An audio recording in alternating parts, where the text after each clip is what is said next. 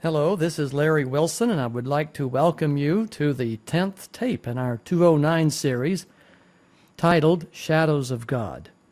Today we will be discussing the book of Isaiah, starting at chapter 14, and this is the fourth tape in the book of Isaiah. And in the studio with me here today is my partner in crime and in all matters of righteousness, David Brooks. Welcome, David. Good to be here. It's always a lot of fun to get together and to study the Bible and to examine what is written in its pages. And today we're going to pick up with the discovery of the devil. I'd like to make a few introductory remarks just to get our listeners wound up for the delivery. The book of Isaiah is written, Isaiah begins his ministry around 731 BC, or 739 BC. And Isaiah is the first book in the Bible to really say anything other than the book of Job about the origin of the devil. And his plan? Yes, and his works. Moses wrote, as you know, the book of Job, and that is, I should say, that it is generally believed that Moses wrote the book of Job. And so Moses lived about 700 years before Isaiah. And we are approximately 3,300 years since creation when Isaiah is writing. And we are learning 3,300 years into world history information about the devil that has been previously unknown. Why do you think God did it this way? Why is there no clear expression and statements about the origin of the devil, about the adversary of man, about the means through which he works, about the evil that lurks in spiritual places? Why do you suppose we have no information on this until we get to Isaiah? Well, the only guess I would be willing to hazard is that back in these days, a lot of history was oral. And you have to admit that for a long time, there were people who actually lived at the fall. Adam was able to be an eyewitness to, how many tens of thousands of people about what had happened. Well, he did live to be 930 years of age. So there were lots of people that he could tell, and there were people who knew him all the way up to Noah. And I'm sure Noah was able to transmit on some of these stories about what happened to him and what had happened previous to the flood. So for eyewitness accounts, I guess there was no lack of witnesses.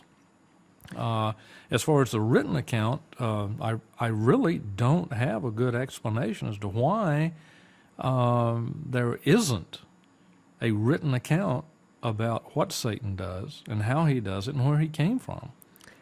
The Bible really doesn't say a great deal in open and direct ways about the devil until we get to the New Testament. Paul tells us about the man of sin. John in Revelation tells us about the Antichrist, and also in his epistles there, 1 John. Jesus tells us about the prince of this world. Now, Isaiah and Ezekiel and Job are the only three books in the Bible that I can recall at this time that, well, maybe the book of Daniel, which expresses anything at all about the operation, the presence, and the attack that Satan is endeavoring to bring against the works of God upon earth. Of course, in the book of Genesis, we have the introduction of the serpent, his seed and the woman's seed. So there is a clue. But the whole subject of Lucifer, the fallen adversary of God, is a mystery. And one has to work at it a little bit in order to begin to pull the pieces together. But, and this is an emphatic but, this subject becomes primary in its importance because the Antichrist is the devil himself, and he is going to be allowed to physically appear on earth as a glorious being, just as Christ became a human being and appeared on earth. When I tell people on my radio show that that the Antichrist is the devil incarnate, that he is going to physically appear, people just can't believe that the Antichrist is something that we can't even see at this time. They want the Antichrist to be a man born somewhere in Europe or, some other organization or entity that can be touched, heard from, seen, listened to in our reality. And yet they're willing to accept that Jesus Christ did. He came out of heaven's reality and stepped into ours. Yeah, but it's so difficult for them to believe that Satan could step into our reality too. Yes. And which doesn't make a lot of sense when you stop and think about it. If one can, surely the other one can too. Jesus, in coming into our reality, came through the womb, Right. through the Virgin Mary. Lucifer, when he steps into our reality, will come in the clouds of glory. He does not come through the womb as one of us. He will come trying to convince people that he's the King of Kings and Lord of Lords He will, that's correct. in all of his glory. He will imitate the second coming. He will come down, according to Revelation, he comes down out of the sky with his angels attending him. The glory will be unlike anything ever witnessed by human beings. And he will deceive, if possible, the very elect. Now, the one distinction, actually two distinctions between the appearing of Satan and the appearing of Christ, is first, timing. Satan appears in the fifth trumpet. Christ appears in the seventh bowl, or the seventh vial. Timing is a big issue. Second, when Lucifer appears, he will not be seen the world over at the same time. When Christ comes, every eye will see him. As Christ approaches earth, now I realize we aren't studying Revelation today, but in my hand here, I'm holding a globe of the earth, and the earth rotates in a counterclockwise direction. The sun, which is stationary out here in space, as our earth rotates, this gives the appearance of the sun rising in the east because of the rotation of the earth. So the east coast will approach the sun before, of course, the west coast, due to the nature of our rotation. As Christ approaches the earth, and I believe that his approach is on the order of about 45 days. So there'll be plenty of time for everybody all the way around the world to see him. It will be a crescendo. It will be a growing anticipation. It will be, for the saints, a moment of immense interest and joy. It will be for the wicked an immense time of anticipation and dread. And they'll probably be preparing to try to destroy this being as it comes in. Oh, yes. And so as Christ comes in to the earth, and the earth is rotating in its counterclockwise direction, every eye will see him. There will be plenty of, notice, plenty of things to see, the heavens in convulsion. The starts out as a small cloud, and as it draws nearer, it keeps getting larger and larger and larger. And the fire within and the violence within the clouds will be seen. So the coming of Christ will be a global observation, whereas the appearing of the devil will be local. The devil will appear, and he will land. That's right. He's going to come out of the clouds and land upon the earth and walk upon the ground.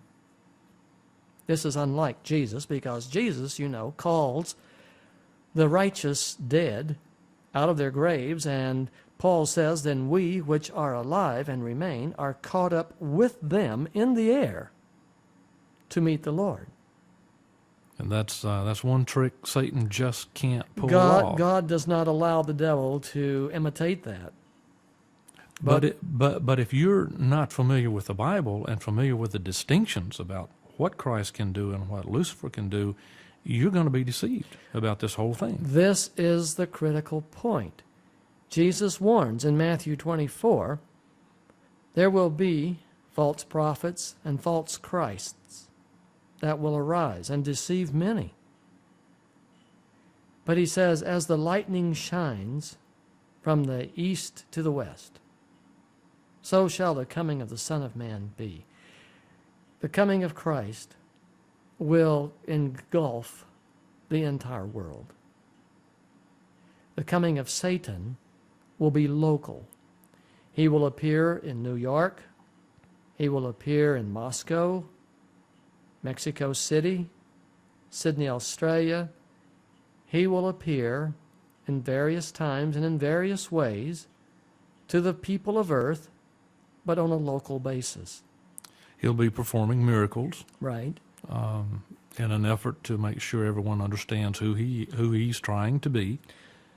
He will put on, as Ed Sullivan used to say, a really big show. I think his accent was a little bit different. Well, I but just, you know, I'm not from New York, so what can I say? The idea right is here on our show.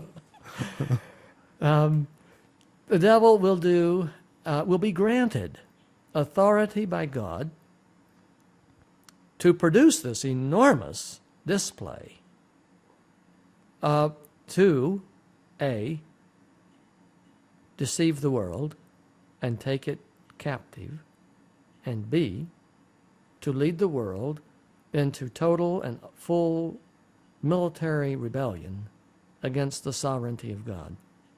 And God allows this singularly because people refused to love the truth and so be saved. And Paul says, and for this reason, that is the reason that they, of rebellion, God will send them a strong delusion that they will believe the lie and be condemned. Now, Isaiah gives us some very important information in the 8th century BC that does not find its fulfillment until after the 7th millennium has been completed and time comes for the destruction of Lucifer.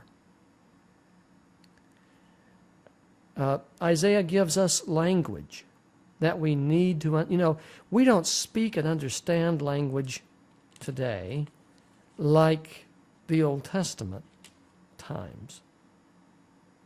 Therefore, it takes a bit of study to understand the use of language and the use of phrases and their meaning to be able to bring them into our time period. You've often heard me say you can't read the Bible wearing Nikes. You have to go back and put on the sandals and understand their language. So Genesis introduces the devil. Job says a little bit about the devil. Isaiah tells us about the origins and the reasons for his expulsion from heaven. Ezekiel tells us about his arrogance and his rebellion against God. Daniel tells us about the devil's enmity against the will of God, plans of God. And that's it from the Old Testament.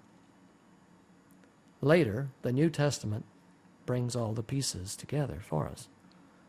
So, when we're looking at Isaiah 14, actually the passage that is called Isaiah 14 began in chapter 13 as a taunt against the king of Babylon. And this taunt continues, this oracle, this prophecy against the real king of Babylon is mentioned here in verse 3 and 4. And what it speaks of is the king of Babylon coming to his end. And when this happens, the response of mankind when they see it. Now, remember, this is written at a time when Babylon is becoming a powerful nation.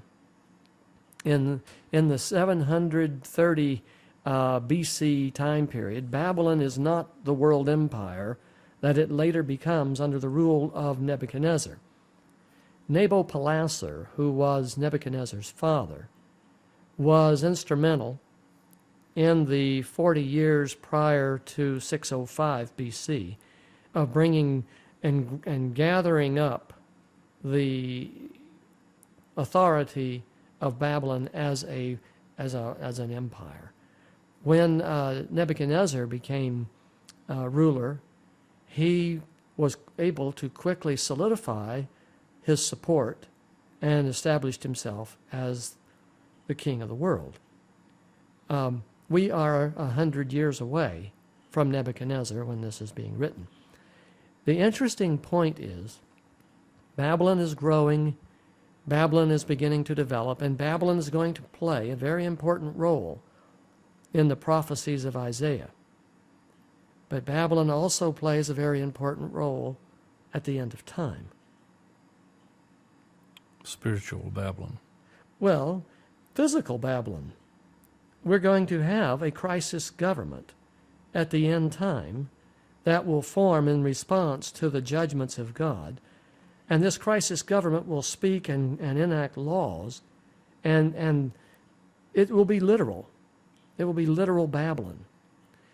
The reason I believe it is written this way is because of Plan A, Plan B. God having foreknowledge, God having understanding and knowing the end from the beginning, he writes this in such a way that it will play out and deliver the message either way circumstances should unfold. And it's interesting, he always gives us what we need just before we need it. Yes. Here it is. He's given this information about the devil before the Israelites need it, and we can also apply this when we need it. That's the reason that it's imperative to understand Plan A and Plan B and the distinction and the operation of the two. Because if you don't, things will get so muddy and confusing that you can't tell where we're going and what God is trying to say. So when God is talking about the real king of Babylon, the real prince of this world, and how he is going to come to his end, Paul says he's going to go to his destruction. The significance in both cases, the parallel in both cases is identical. It's the timing and the actual fulfillment that is different in how it actually plays out. The man of sin is going to come to his destruction. In the book of Daniel, the horn power in Daniel 8 that comes out of the north, and he's the king who understands dark sentences, a master of intrigue. That's the devil. And it always says he goes to his destruction. And this is a favorite Yes, phrase. yes. He goes to his destruction. And it says so in Revelation 17. Mm-hmm. The beast that comes up out of the abyss is going to his destruction. The reason this is reiterated over and over and over and over again is because, from the human perspective, he will be invincible. From the human perspective, he cannot be stopped. He cannot be thwarted. He cannot be overcome. He militarily is too great. How would you go about getting your hands on Satan? How would you do that? How would you kill him? Yeah. Is an atomic bomb going to kill the devil? No. You can't even find him. Well, he can disappear in a heartbeat Well, and jump up sure. in the clouds, or he can grab the missile and throw it back at you. Yeah. So, I mean, we have the oncoming, and this is the critical point. We have this oncoming being, both under Plan A And plan. and Plan B, who is omnipotent from the human perspective. Right. And man cannot prevent it. Man cannot stop it. Man cannot control it. Man cannot do anything. The only hope we have is in our faith in Jesus Christ to protect us from this. Well, actually, the only hope mankind has is that God destroys him. Right. Otherwise, we're going to have to put up with this guy for a long time. Because he can't, there's no other way for him to come to his end. Right. Angels can't do it. I would remind you that in Daniel 8 it says, and he will come to his end, but not by human power. Right. See, that words fail me to put this in the omnipotent setting that it deserves. Well, when you consider the fact that Satan is still alive from the beginning, Of creation, I mean, of God's creation. Adam has died. Yeah. You know, Daniel and Ezekiel and Isaiah and Peter and Paul, they've all died, but the devil was there during each lifetime, Yes. watching what happened, planning, scheming, setting things up. He's had an awful lot of time to figure this stuff out. So it should come as no surprise when you find out what he can do to you, and you don't even know what he's doing until it's done. In the book of Ezekiel, the king named Gog, G-O-G, who is the prince of Magog, which is a land mass, a territory. In the book of Ezekiel, God is going to bring Gog leading a host of nations against his people. Flip over to Ezekiel chapter 38, and let me highlight. I realize we're digressing from the book of Isaiah. We may never finish this series, David. It just gets better and better. It just doesn't keeps, there's so much to say. Ezekiel chapter 38. Okay, how far you want to go? Well, I'm just going to pick up a few things I want you to see. On the first Chapter- first two verses. Yes. Yeah. This is a prophecy against Gog. It's interesting in English how that it's so close to the name God. Gog, God. This person, Gog, under Plan A, would have been the Antichrist. This person, Gog, would have been the devil incarnate. This person in Ezekiel 38 would have been the equivalent of what happens in the fifth trumpet under Plan B. And he's the chief prince of this territory, Meshech and Tubal. And the prophecy goes, this is what the sovereign Lord says, I am against you, O Gog, chief prince of Meshech and Tubal. Now, he says here, jump down to verse 7. Get ready, be prepared, you and all the hordes gathered about you, and take command of them. See, what's going to take place is Gog is going to come up against Jerusalem, and he's going to have all of the armies of the earth under his command. Does that sound like Plan B at the end of the 1,000 years? Just like it.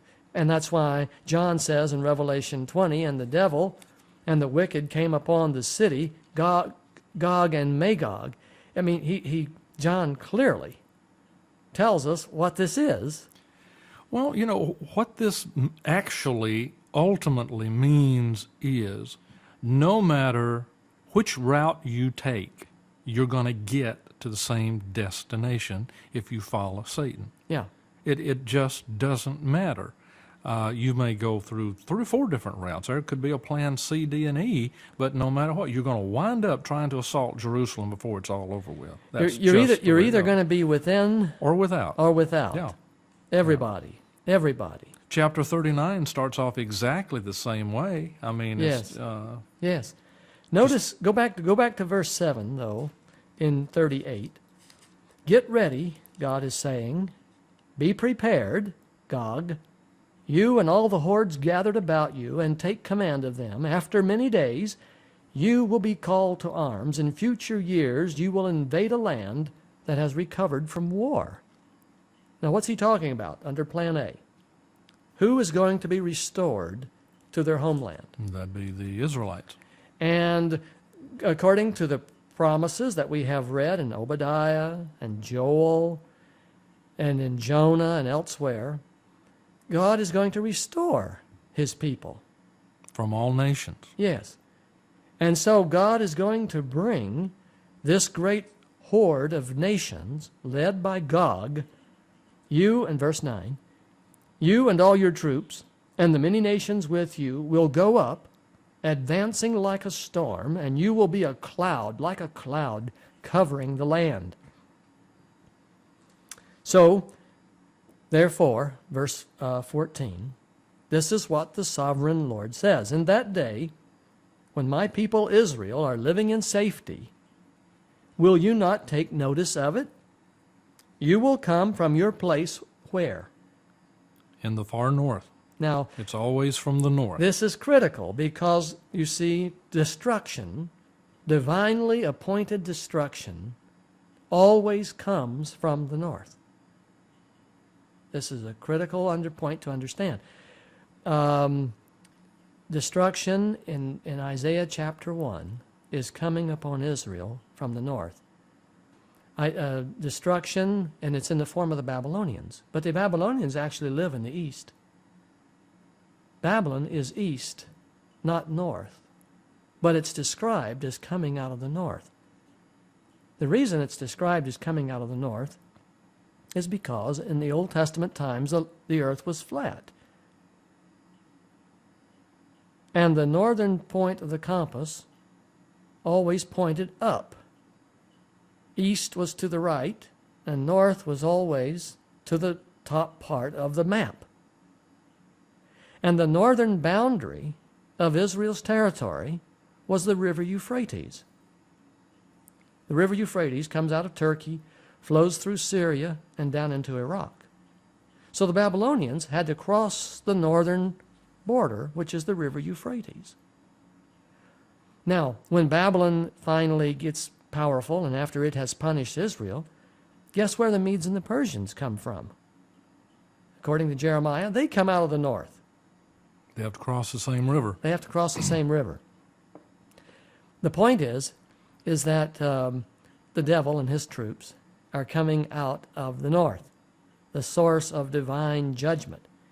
And God says, you will come from your place in the far north, you and many nations with you, all of them riding on horses, a great horde, a mighty army. You will advance against my people, Israel, like a cloud that covers the land. In days to come, O Gog, I will bring you against my land so that the nations may know me. And when I show myself holy through you before their eyes. God is going to bring Lucifer and all of his followers with him into military conflict, and God will show who is superior and who actually is sovereign. And it's interesting to look at the weapons he'll use. He won't be using man-made nuclear weapons or anything like that to defeat Gog. No. Verse 18 says, when Gog attacks the land of Israel, my hot anger will be aroused, declares the sovereign Lord, and in my zeal and fiery wrath I declare that at that time there shall be a great earthquake in the land of Israel, and all the people on the face of the earth will tremble at my presence. The mountains will be overturned, moved out of their places. The cliffs will crumble, and every wall will fall to the ground. And verse 22, God says, I will execute judgment upon Gog with plague and bloodshed.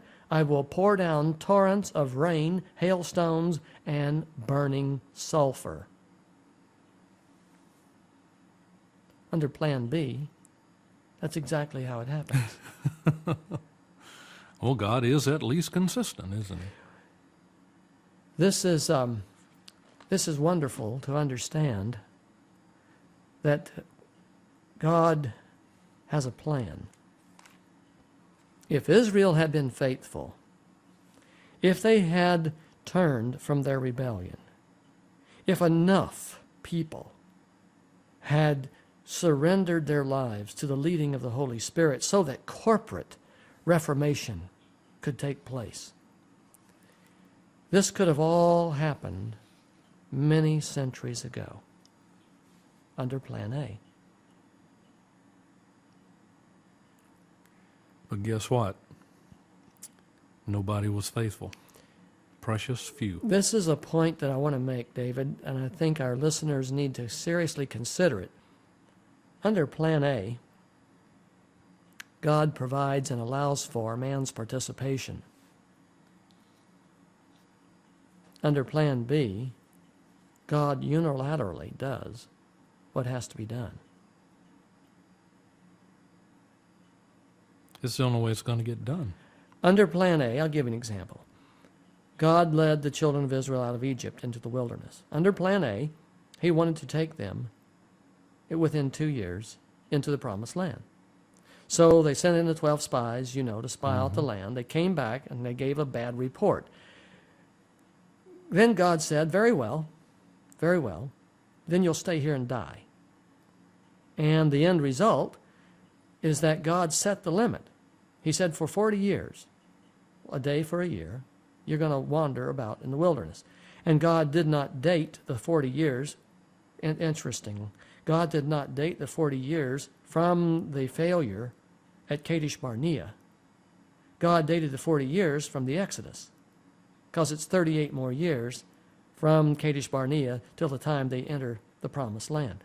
My point is that under Plan B, and I'm using Plan A and Plan B on a local level here. Plan A, the first generation that comes out, is supposed to go in to the promised land. They failed. They had to die. And when time came to go in, ready or not, here we go. You understand what I'm saying? Somebody is going in. The same is also true of what I'm about to say. We cannot hasten the second coming. Nor delay it. Nor delay it. It will happen. Under Plan B, there is no haste nor delay.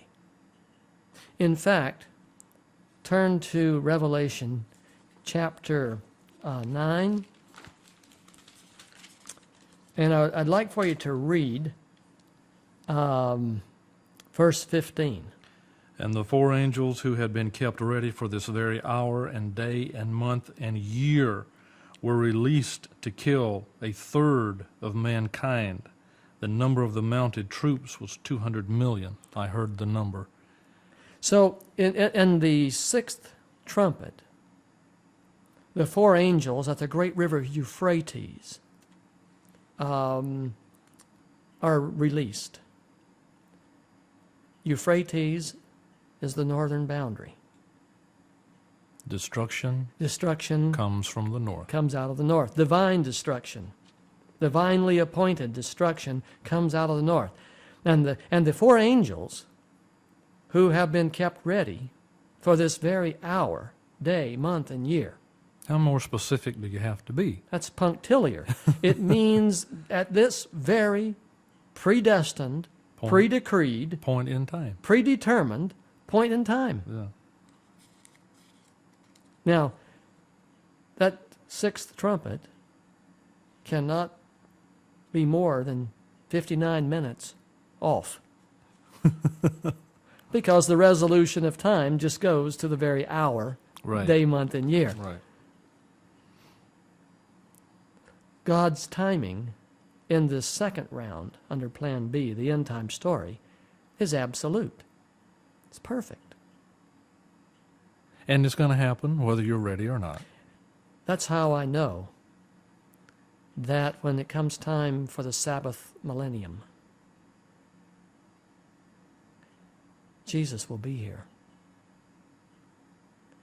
And from my study of the scriptural timing considerations, the Jubilee calendar, and all of the things that are involved, we're in that window of where the 6,000th year can occur. The 6,000th year can occur any time between 1998 and the year 2017, as I understand the timing. We're in that window. Now, understand that we have the 1,335 days of the Great Tribulation yet ahead of us. Right. So that would mean that if we started right now, here we are in the fall of 1999. Today's September the 1st, 1999. If the Great Tribulation started today, 1,335 days from now, would put us right at the year 2004, around somewhere. It's 3 years and 8 months. Not quite 4 years. So maybe put us about the August or June of 2003, if it started this very day. God's timing is amazing. He delivered the children of Israel 430 years to the very day. Remember reading that in Exodus 12:41. To the very day, Yep. he delivered them. Well, when it came time to write the decree to restore and rebuild Jerusalem, it was written on the very day that it had to be the first day of the first month of the first year of the Jubilee cycle. When it came time for the birth of Christ, at the fullness of time, God sent forth his Son, Galatians 4:4. Jesus died right on the very time as the sacrificial lamb was being killed downtown Jerusalem at the temple. The Lamb of God died on Golgotha. God's timing is incredibly powerful. Nothing can slow it, nothing can thwart it, nothing can delay it, nor can it be hastened. It's an amazing thing to understand. It's an awesome thing to deal with. So in Ezekiel, when you really began to put all the data together, today we have a profoundly wonderful picture of what God intends to do. Under Plan A, if Israel had been faithful, they too could have understood these things. But they had eyes that couldn't see and ears that couldn't hear. Just like today. Just like today. Now, back to Isaiah 14, verse 4. The righteous will take up this taunt against the real king of Babylon, how the oppressor has come to an end, how his fury has ended. The Lord has broken the rod, the ruling scepter of the wicked, the scepter of the rulers, which in anger struck down peoples with unceasing blows, and in fury subdued nations with relentless aggression. All the lands are at rest and at peace, they break into singing. Even the pine trees and the cedars of Lebanon exult over you and say, now that you, O king of Babylon, have been laid low. No woodsman comes to cut us down. So everything is at peace now. You know, isn't it amazing though to see how the devil has treated people? Anger, he has struck down people with unceasing blows. You know, we've seen scenes of violence on television during riots and looting and things like that, and people just taking sticks and baseball bats and just beating each other, but it'll usually hit 3 or 4 times and then something happens and somebody's down. But then here it says unceasing blows. He's just beating on people all the time. He never quits. Look at relentless aggression. Yes. His fury knows no bounds. His hatred, his evil, his determination knows no boundary. And how discouraging can that be when you've got a bully like this who's beating you up and there's nothing you can do about it, you can't make him go away, and nobody is big enough to beat him?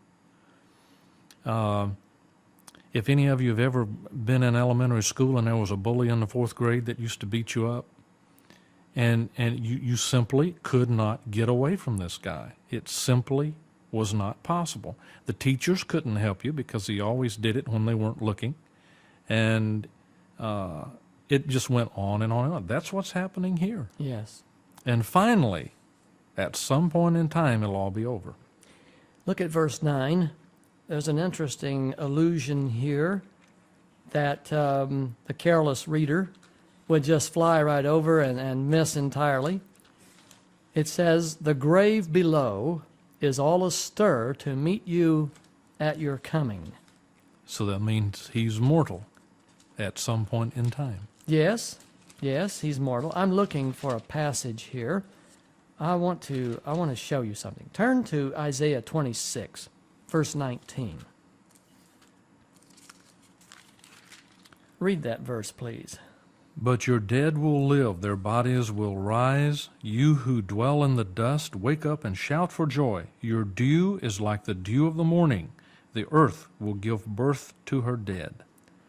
This is a prophetic passage that is in full harmony with what is given in the book of Ezekiel, how that God is going to raise up Israel. He's going to resurrect the dead.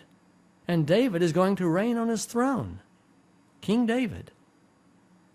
Under Plan A, there was going to be a resurrection of all the righteous, just like there is obviously in Plan B.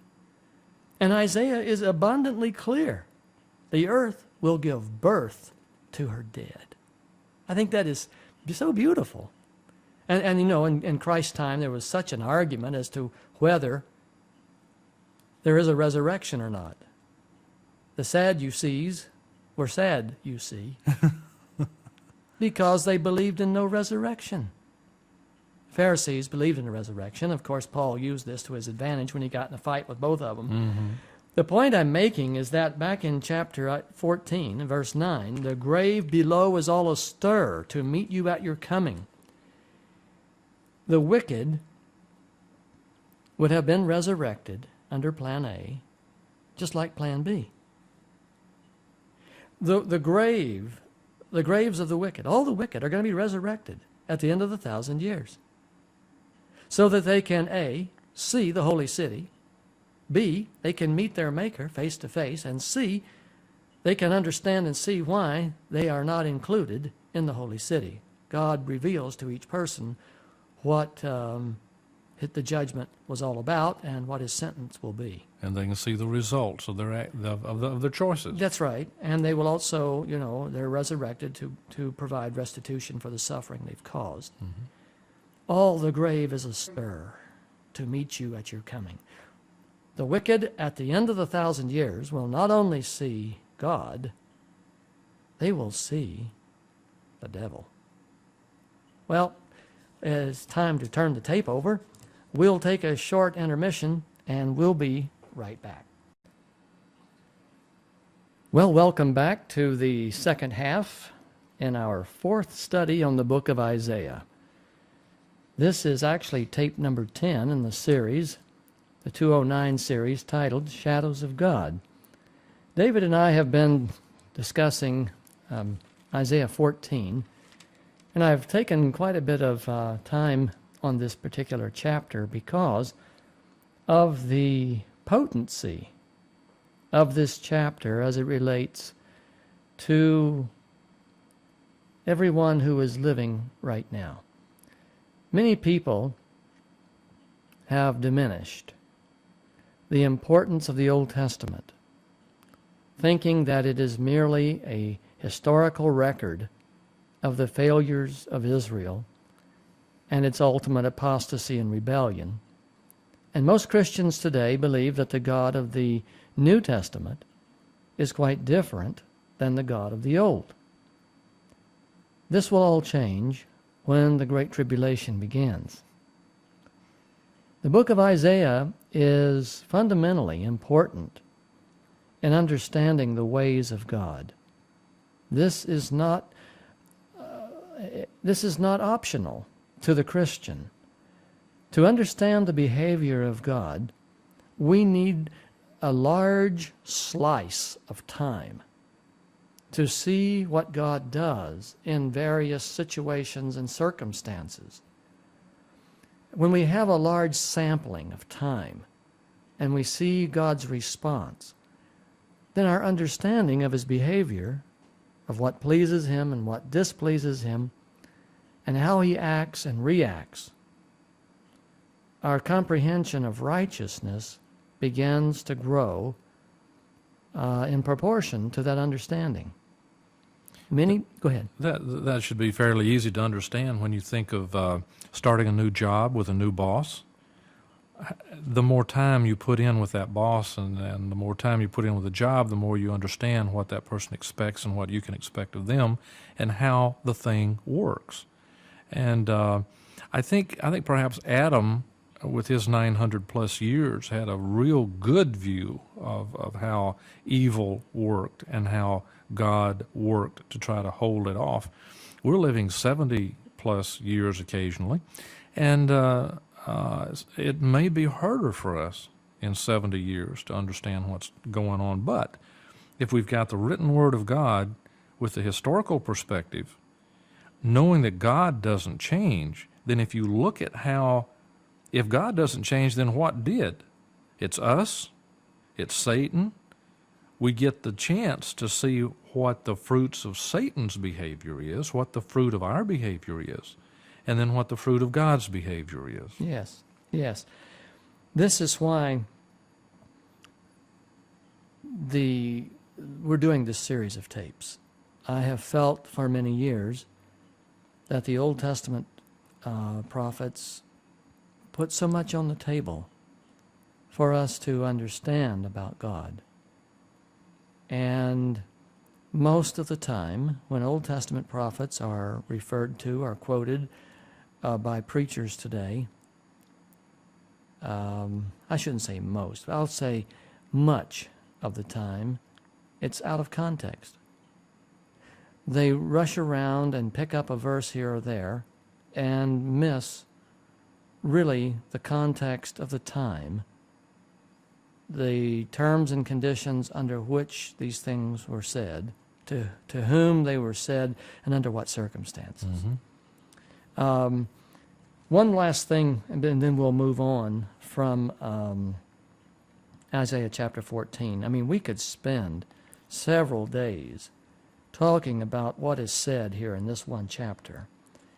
In verse 16, those who see you stare at you. They ponder your fate. Is this the man who shook the earth? The man who made the world a desert? Who overthrew its cities and would not let his captives go home? It is clear from this passage that Satan ultimately gets to be identified and recognized as a man. He's actually the man of sin, or the man of lawlessness. In verse 10, the people, when they see the devil, they're going to say, "You have also become weak, as we are. You have become like us, vulnerable to death." That's the reference here. See, ultimately, Satan's omnipotent appearance and his sovereign authority. He claims to be King of Kings and Lord of Lords, but it's a false title. It's easy to talk the talk, but it's harder to walk the walk. Yes. And when he is shown to be subject to death, see, all of a sudden people are going to regard him like themselves. The wicked will say, "He is like us, subject to death and about to meet his destruction." God says here in verse 20, the last part, "The offspring of the wicked will never be mentioned again." They'll just never exist anymore. That's right. They will be destroyed. Verse 22, "I will cut off from Babylon her name and survivors, her offspring and descendants." And in the Jewish economy, it was very important to have descendants in order to occupy the land. Well, without children, there was no nation. Well, without children, there was no keeping the land in the family. That's right. To whom would it go? Right. I'd like to jump down to verse 26.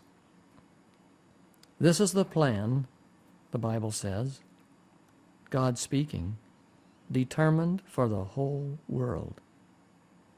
"For this is the hand stretched out over all nations. For the Lord Almighty has purposed, and who can thwart him?" His hand is stretched out, and who can turn it back? God has a plan. God has a purpose. Evolution denies all of this. Evolution denies that there is a God who created man and has a plan for man. And because God's plan is longer and larger than one lifespan, this has led many, since the beginning and until the end, to deny there is a plan. But those who came forth at the beginning and those who will live at the end will both agree there is a plan. And that plan will be seen. Okay, let's go on to chapter 15. And 15 and 16, I'm not going to deliberate very long. I just want to point out that now we're going to begin a prophecy against Moab. And the Moabites are distant relatives of the Israelites. The Moabites, you might recall their origin. They are the descendants of Lot through his daughters. And there was contempt and hatred between the Moabites and the Israelites for generations. They were enemies. And the end of the world not only includes the nation of Israel, it includes all nations. And so God is speaking through Isaiah to the Moabites. Well, to several countries. As a matter of fact, Yes. I was trying to count the number of countries. You've got Assyria, Egypt, you've got Egypt, you've got the Philistines, you've got Moab. the All right, Egyptians. Was that 4? Then you've got Damascus. What is that a That's- separate country? Well, at the time of this, Damascus is the head of Syria. All right. Then you've got Cush. Yes, that's Egypt. All right. Then we have Babylon. Yes, We have Arabia. yes. What about Edom? We've got Edom, Edom here. The Edomites. Then we have Mhm. Tyre. Tyre. And that looks like that's it. How many is that? It's a handful. What I wasn't counting. What I was going to be interested in seeing is if it was 10. Oh, Oh, I hadn't even stopped to count them. Yeah, I was wondering if it worked out to be 10 because there are 10 entities at the end of time. Mm-hmm. Well, 10 kings. And I was wondering if Oh, there were I going to be see. 10 here. Well, that's an excellent idea. And Well, we'll have to research add that that a little Yeah. later on. there's another thought about Satan that intrigued me about this. Satan is usually referred to one who is not seen, is not seen, Will be seen. will be seen, Mm-hmm. and terms like that. Mm-hmm. And I found a text where Jesus is referred to in the same Yes, way. yes, that's correct. And I can't put my finger on it right now, but I thought it was so interesting to have a Christ and an Antichrist that are described in similar terms. I thought that was very intriguing as I was studying this earlier. And I wish I had written that down so I could bring it to your attention right here. The text that you may be referring to is, I don't know if this is it, but it's in Revelation. And let me see if I can put my finger on it here. The description of Jesus, he is the one, I'm trying to remember, in one of the churches, he is given this identity as the one who was and is the one who is and is to come. Mm-hmm. Seemed like it was somewhere around the scroll, and the Lamb taking the scroll. Yeah, well, it's here in Revelation 2 or 3, chapter 2 or 3. Okay. And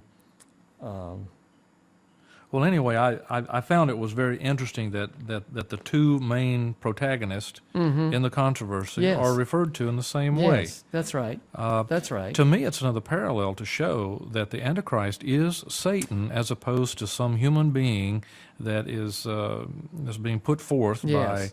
by some organization as being the Antichrist. Yes. Go to Isaiah chapter 16. I'm not going to go through the language of chapter 15.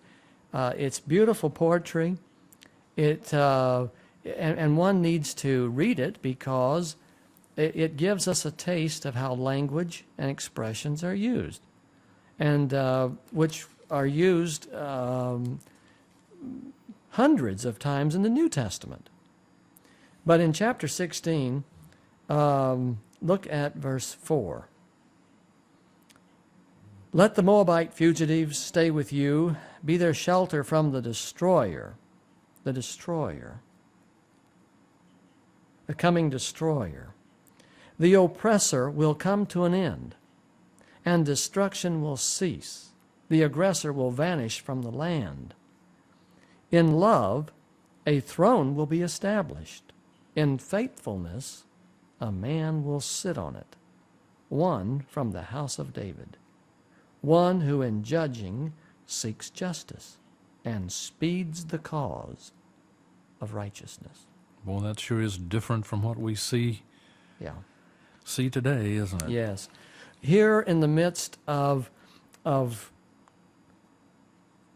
oracle concerning Moab, a messianic promise.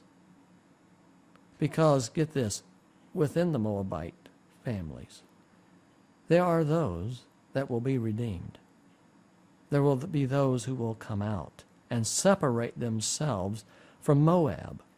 And we will get into that a little later on.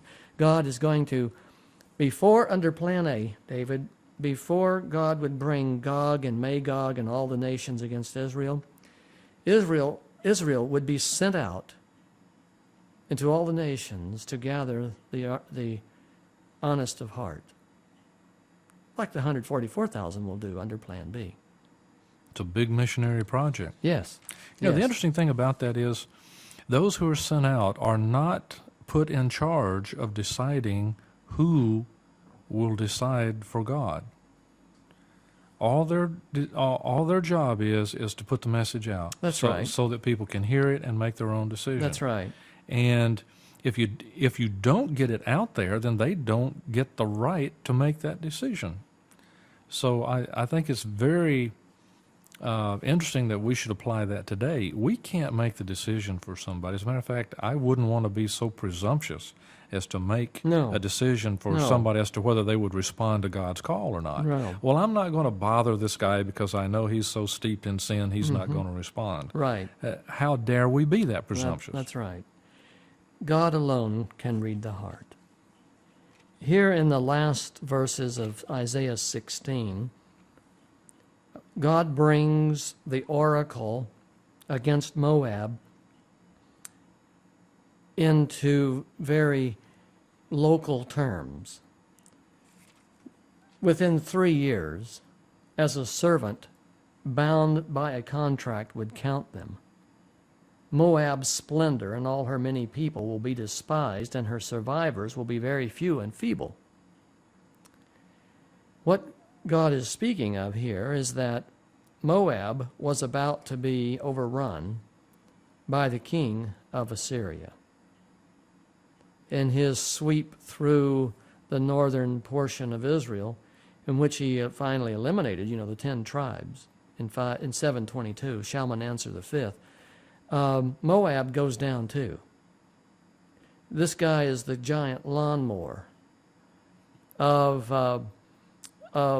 mowing down the apostasy and the evil of the whole land. If Israel was evil, the Moabites were even more so. It's interesting. There's another 3-year period of time here. Yes. Now it's interesting. It's defined as the 3 years as a servant bound by contract would count them. In other words, the servant is going to pay attention to the timing. Well, here's the way servants counted time. Any part of a year qualifies as a year. What did the master have to say about that? Well, in fact, that's how time was counted. It's called inclusive reckoning. If you were going to be an indentured servant for 3 years, starting now, we count this year, wherever we are in this year, as 1 year. So you're not counting from September to September. No. You're counting from September They to didn't have- December is 1 year. Right, And then from January to December is year number 2. right. Then from January to December would be the other one. would be the 3rd year. Okay. That's how time, and in fact, even in the reign of kings, the ascension year in some nations is counted as year 1, even if he only comes to power in the last 2 weeks of the year. He is in his 2nd year. He got credit for the whole year. Yeah. And at the same time, the king who left office, or died out of office, as the case may be, he's given credit for the whole year too. It's the way the ancients reckoned time. It's called inclusive reckoning. The reason I bring this up, Moab's destruction is near at hand. As you can see, as a servant would count time. When Jesus is in the tomb for 3 days and 3 nights, It's inclusive. it's inclusive reckoning. It's as a servant would count time. It doesn't mean 72 hours. It means that any part of a day qualifies as the day. So part of Friday, all day Saturday, and part of Sunday. Right. Okay. So and this is true of the Jubilee calendation. This is true. It's true throughout the Bible. Inclusive reckoning. Incidentally, if you take a trip and you leave on Monday and you come back on Friday, the airlines will tell you that's a 5-day trip. Because they count Monday and they count Friday. It's inclusive reckoning. Well, let's don't get into the airlines too much. Those guys drive me crazy enough as it is. Okay. There's nothing you can figure out about the airlines. Okay, Isaiah 17. Now we have moved from Moab in the last 2 chapters. Now we're going to Assyria. Assyria is about to receive God's wrath. And again, what is taking place in these chapters, God is trying to tell the nations He's trying to tell Israel, he's trying to let the world know that his plans include the whole world. This is not about Israel, uniquely and selectively, exclusively. This is about the entire world. Assyria may be the kingpin at the moment, but it will not always remain. God is going to deal with Damascus, which is the equivalent of Washington, D.C. So here is an oracle concerning Damascus. See, Damascus, verse 1, will no longer be a city, but will become a heap of ruins. And the cities will be deserted. The fortified city will disappear, etc., etc. You know, if you just read down through that, it's basically just a condemnation of their behavior and the fact that they have forgotten God. Yes. They're not paying attention. And it's just a notation and a listing of things that's going to happen to them. Yes, I misspoke. I need to make a correction here.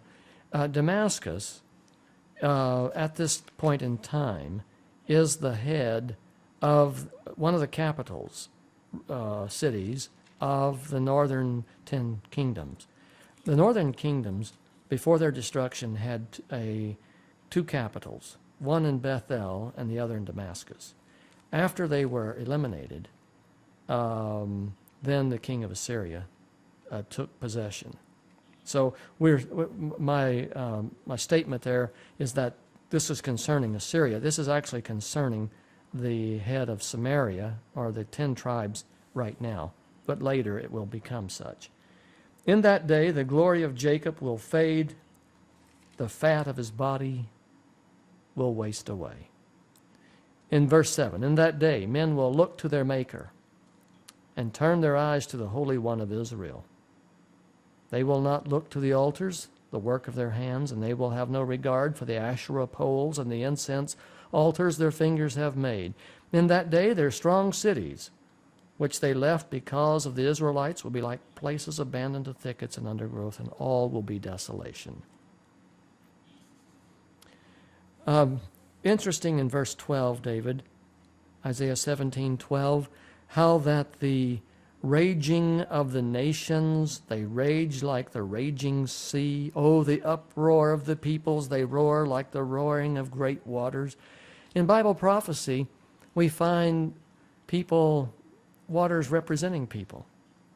And this is where the language starts. This is where the concept originates.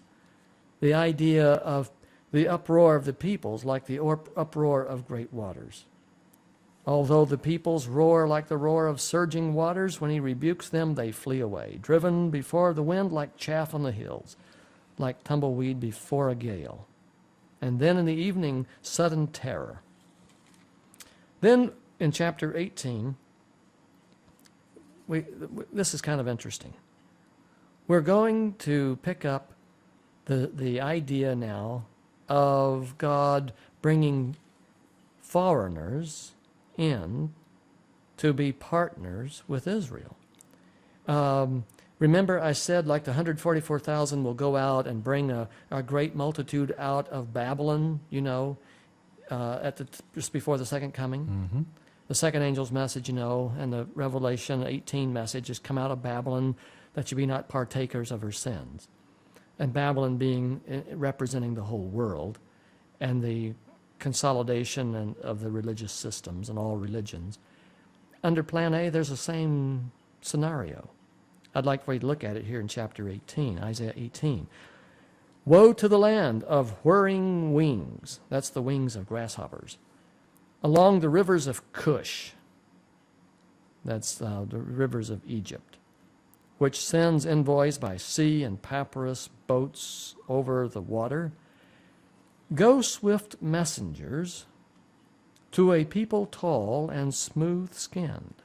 Now notice they are being sent. To a people feared far and wide, an aggressive nation of strange speech whose land is divided by the deltas of the Nile. So God is going to send people to Cush, to the peoples of this land. All you people of the world, you who live on the earth, when a banner is raised on the mountains, you will see it, and when a trumpet sounds, you will hear it. And the Lord is talking about, He's sending His people out. He's sending His messengers out to Egypt. And notice what's going to happen in verse 7. At that time, gifts will be brought to the Lord Almighty from a people tall and smooth-skinned, from a people feared far and wide, an aggressive nation of strange speech, whose land is divided by rivers. The gifts will be brought to Mount Zion, the place of the name of the Lord Almighty. Now, what is he describing? A missionary success. Mm-hmm. And it's interesting how he reiterates the description of the people so there can be no mistake as to who he's talking about. Many, honest of heart, sincere of heart, would be gathered out of Egypt and brought to Israel. Out of any country, out of all Yes. countries. Well, yes. Yeah. We just here in Isaiah Yeah. 18 picked We're up. just looking at Egypt. Later, Isaiah picks up on other nations, but he's just making the point that God is going to have a great ingathering, and these people, sincere of heart, are going to come with gifts. So this is the Great Commission in the Old Testament. Absolutely. The Great Commission in the Old Testament, David, was given at Mount Sinai. In Exodus 19, God said, "You will be for me a holy nation, a kingdom of priests, sent forth throughout the earth to represent my holy name and to tell others of my generous salvation. Go ye therefore into all the world." And they didn't do it. This is a profound mystery. Most Christians do not understand that the Jews, as a tribal nation, were merely selected as trustees of the gospel. Rather, Christians have been led to regard Jews as God having some kind of thing to do with one group of people, but leaving the rest of us out of the loop until we get to the cross, and then all of a sudden God throws open the doors and we have the church age, in which the Christians now have the gospel commission. But the truth is, God chose Israel as trustees of the gospel. When they failed, God raised up the Christian church. When they failed, God raised up the Protestants. And when they failed, God is going to raise up the 144,000. We have here the promotion of the remnant being selected out of each corrupt body and God starting over. And finally, there will be a group that will not fail. Well, that's because they don't last long. Well, I guess you can't under that kind of pressure. The 144,000, if they were to exist for several years, generations, they too would corrupt. But fortunately, they are sealed, so they can't corrupt.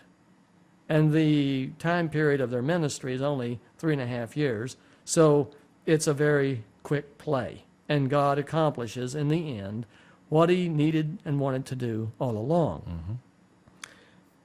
I'm hammering on Isaiah 18 because I want people to understand, I want our listeners to understand that God's selection of Israel, He never had one exclusive thought in His mind when He did this. He just needed messengers. He needed messengers. He needed people to both give a proclamation and a demonstration of His love.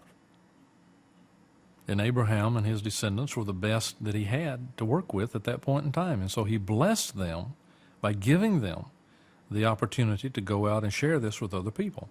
God wanted a nation of baby Abrahams. And look what where we are. what did He get? Well, what has He gotten all along?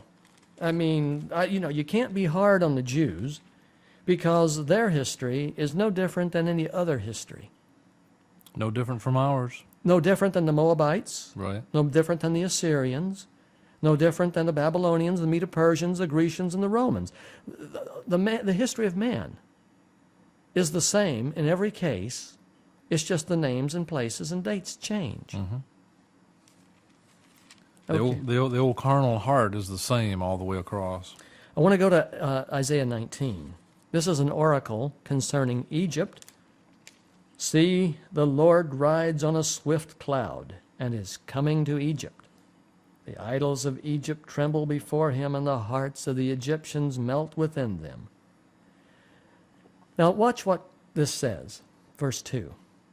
I will stir up Egyptian against Egyptian. Brother will fight against brother. Neighbor against neighbor, city against city, kingdom against kingdom. The Egyptians will lose heart, and I will bring their plans to nothing. They will consult the idols and the spirits of the dead, the mediums and the spiritists. I will hand the Egyptians over to the power of a cruel master. A fierce king will rule over them, declares the Lord. The waters of the river Nile will dry up, and the riverbed will be parched and dry. The canals will stink, and the streams of Egypt will dwindle and dry up. The reeds and rushes will wither, also the plants along the Nile at the mouth of the river. Now, man, this thing is full of things I've got to say. Time is getting away here. I want you to jump down to verse 11. Read verse 11. The officers of Zoan are nothing but fools. The wise counselors of Pharaoh give senseless advice. How can you say to Pharaoh, I am one of the wise men, a disciple of the ancient kings? Jump down to verses 13 and 14. The officials of Zoan have become fools. The leaders of Memphis are deceived. The cornerstones of her peoples have led Egypt astray. The Lord has poured into them a spirit of dizziness, and they make Egypt stagger in all that she does, as a drunkard staggers around in his vomit. Okay. We need to pick up a little bit of language here from Isaiah that is most applicable to understanding Revelation. Back in verse 2, the Lord says he's going to stir up Egyptian against Egyptian. This is civil war. God is going to hand the Egyptians over, I should say, to the Antichrist, to Gog. That's what the fierce king, Yes. The cruel master. Yes. In Daniel 8, remember the horn power is a cruel, stern-faced king. Mm-hmm. He's going to not let his captives go home. He's indescribably abusive. This is a fierce king that will rule over them. And the contest of who will submit to his authority is what brings about civil war, Egyptian against Egyptian. Now, let me lift this out of Isaiah 19 and set it down in the 6th trumpet of Revelation 9. In the 6th trumpet, when Satan is physically up upon the earth, and many believe that he is God, he will demand control of every nation. And this great warfare, where the 4 angels are released from the river Euphrates, and a third of mankind is killed, this great warfare will be the civil war of the world. Here's how it works. I'm holding this globe in my hand, and we're looking here at the United States on the globe.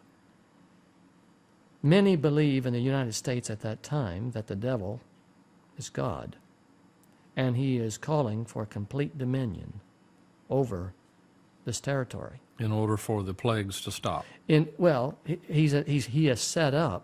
is setting up the mark of the beast. If you want to receive the necessities of life, you've got to join and be part and loyal to his government and worship according to the dictates of God. Many will be opposed. Sin is not homogeneous, you know. Sinners don't always agree on things. So, in order to take control of the United States, and Canada and South America and China and India and Europe and Africa to take control of the world, Satan brings his followers into a condition where they must militarily take dominion of the earth, take over control of the earth. This is the Civil War. Isn't it interesting that he has gotten people so bad and so wicked that he, the devil, can't even control them and Well, make them do what he wants them to do? That's precisely the problem with sin in the first place. That's the whole problem with sin, is that it's uncontrollable. Once it gets started, it's just like a cancer. And the number of mounted troops is 200 million. John heard the number. That's a lot of people. Well, if you took all the armies of the world today that are in uniform and put them all together in one football field, giant football field, the total of all armies is only 13 million. Well, there's what, 260 million people in the United States? Yeah, All right, so almost all of the entire United States would be in uniform. yeah, yeah. Now, you got to understand that at the time of this warfare, the population of the earth will be a third or a fourth less than it is now. Because of the death caused by the... trumpets, Right. the asteroid impacts, and the other judgments.